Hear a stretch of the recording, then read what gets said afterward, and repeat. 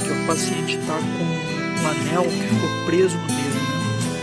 Olha a situação que está aqui.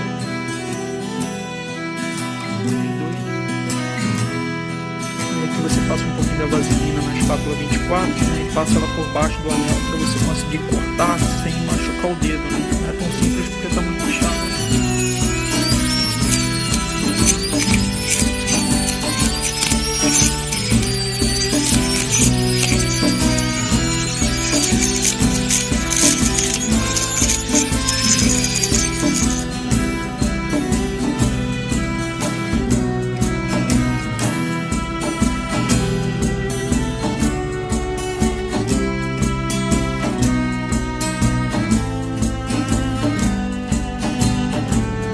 O paciente está com um anel que ficou preso no dedo.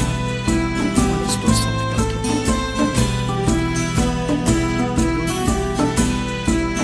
E aqui você passa um pouquinho da vaselina na espátula 24 e passa ela por baixo do anel para você conseguir cortar sem machucar o dedo, né?